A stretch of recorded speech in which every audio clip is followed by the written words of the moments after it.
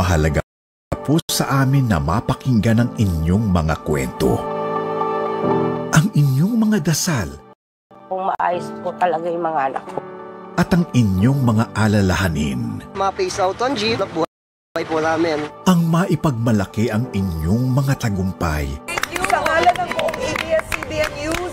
Congratulations! At tulungan po kayo sa oras ng pangangailangan. Narinig po ninyo yung panawagan ko po. Sa ating pagtutulungan, naihahatid natin sa maraming paraan ang inyong mga kwento ng lungkot at ligaya. At sa pagbabahagi natin ng inyong istorya, nakakahanap po tayo ng linaw at pag-asa. Ganun ko sila, anong pangarap mo? Gusto ko po maging teacher, gusto ko po maging katulad mo, sir.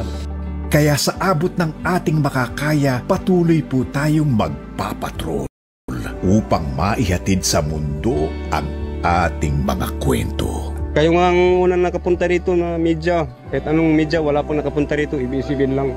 ABS-CBN News. In the service of the Filipino.